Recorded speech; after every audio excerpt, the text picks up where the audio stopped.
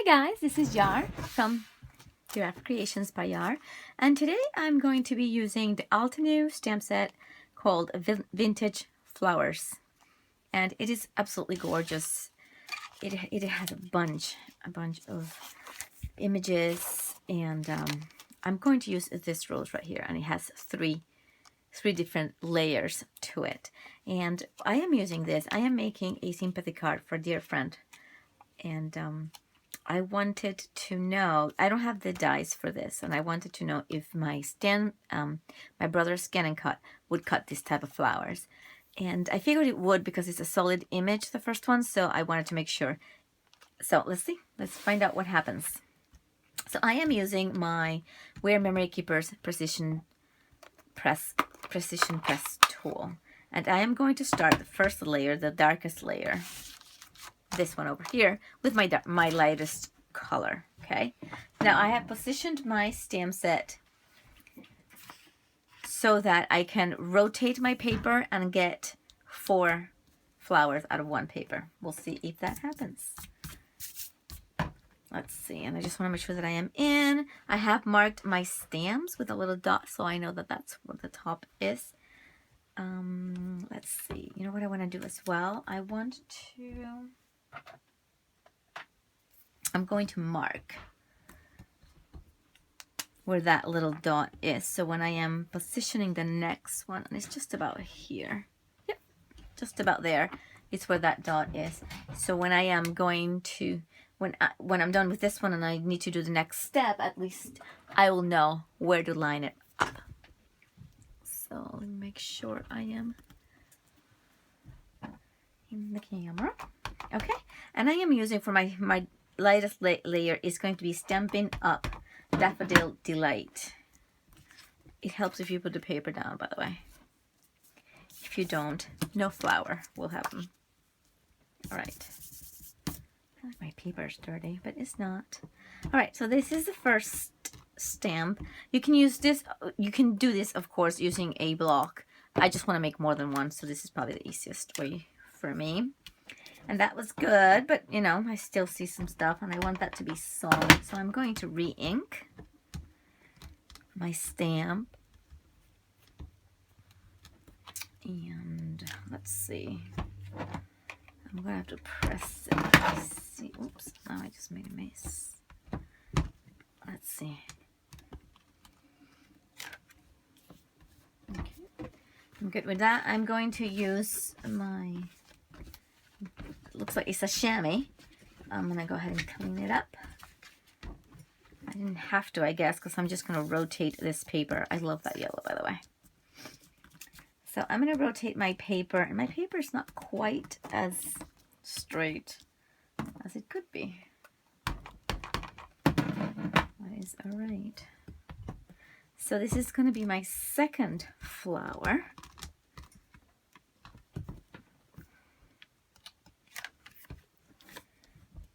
Okay, and again, I'm going to do another layer.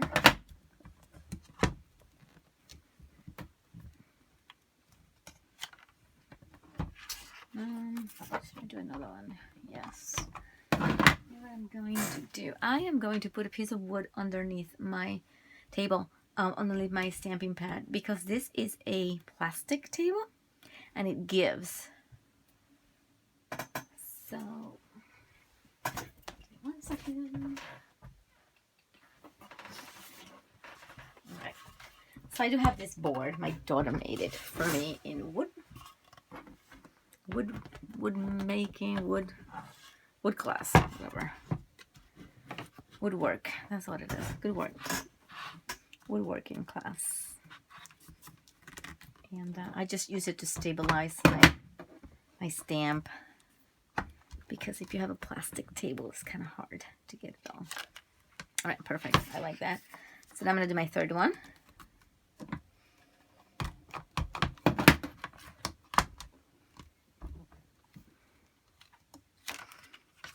And that one's very light. I'm going to leave it like that.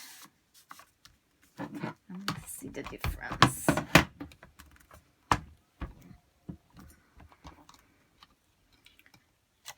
All right, I like that. So this one's had like 3 stamps I stamped it 3 times, and this one's I just stamped it once. And I'm going to leave them like that to see if I can see any difference.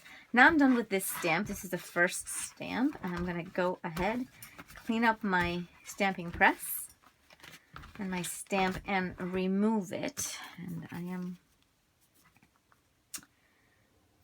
am going to leave that there, and I'm going to get my transparency down here, because now I'm going to go ahead and line up this puppy. And I am just checking. I am on the 5-inch mark right there, the 1.25-inch mark. So that's what I want to do. See, I also mark this. Both stamp sets have a little mark, so I know that's the tip. That's how I line them up. And I am going to just try it. You know, this is, I just want to make sure, I guess, like this, okay? Flowers are, you know, organic, so they're not perfect in nature, so they're not going to be perfect when we stamp them. But if we could do a good job, that would be great. Okay, so this is my second stamp. I used Daffodil Delight for the first one, and now this one is going to use Stampin' Up! Crisp Cantaloupe, and it's like a peachy color of some sort.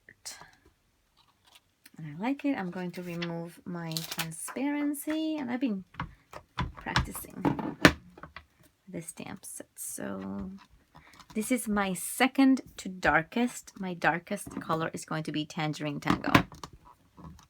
I know these are bright colors for a sympathy card, but the rest of the cards can be black and white, and it just needed some pop of color. I'm just going to do one of those because I think that by adding my board, I am able to get a better impression. So I am not going to do a double stamp. I'm going to see how those layers look. This is looking darker than before. I guess you'll lighten up later. Okay. There we go.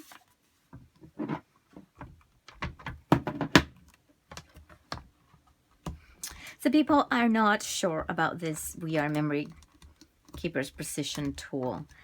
They said that with the Misty you can keep the paper down or whatever.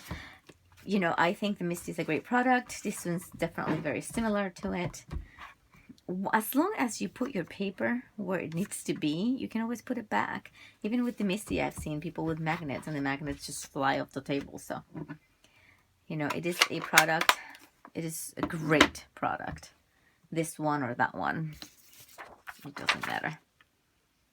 If you're a stamper, one of them will do. Okay, so this is my third layer now. This is the one that we are going to stamp with the darkest. And it's going to be Tangerine Tango. And this one also, I marked it right there, so I sort of know. You know, this one's a tricky one because it's so tiny. So sometimes it's easier to line up other sections. And again, very organic. If you don't stamp this one in the right spot, you can tell though. I'm going to show you a mistake I made earlier. I just missed the whole center. Not fun because then I ruined it. But I also need to get better inks, like better darker, medium, and light of the same one. I usually just have like 1 or 2 of each, and that's just, I love it. Look at that. Look at that. That is beautiful. Let's see if I can shed some light on it. Those are my 3 colors. This stamp set is absolutely gorgeous. Okay, so let me go ahead and finish this up, and then we'll do the next step. The purpose of this video is actually to see if my Scan and Cut will cut this type of flowers. The ones that are, how do they call this? 2-step, 3-step stamping? Stampin' Up! Used to call them like 2-step stamping. But it's a building. You build your flower. You build the layers. and I was just not sure if my scan and cut will cut them. So here we go. And there it is. 4 of them all stamped up. We're done with the stamping process now, so I'm going to put this away. I'll clean that better later, but for now, let's take this out. And we're going to move to the scan and cut now and work on that process. I am going to move the camera just a little bit. Let's see, I want to make sure.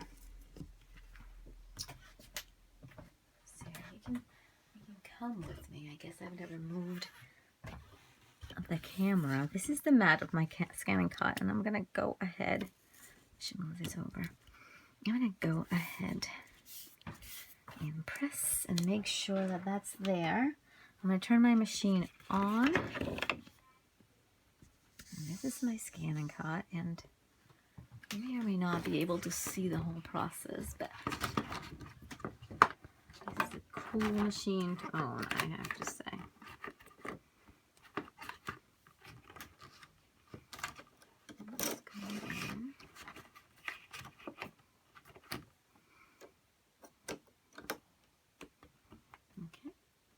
I'm going to feed my mat.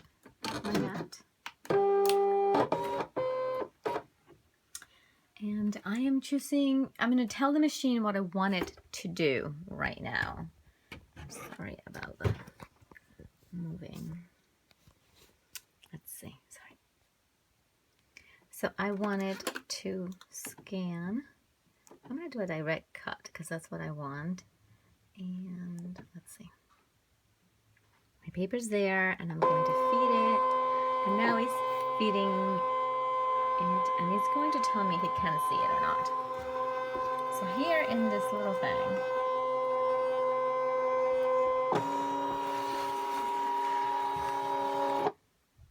it sort of will determine, and it can see them.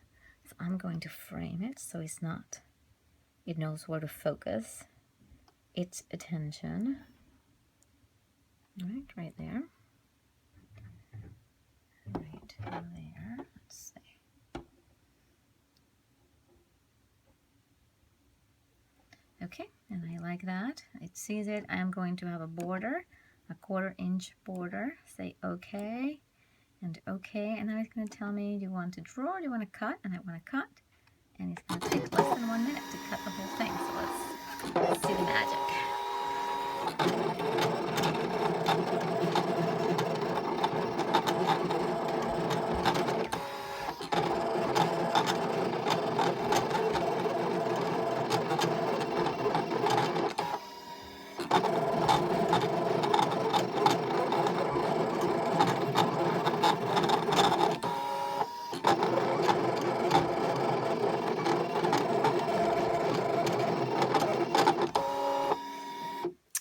I'm going to, it's done cutting, so okay, I'm going to, let's see, unload my mat. It's asking me, do you really want it? Because if you unload it, you move it, shut it off, close it up, and I'm going to bring it over to the table again.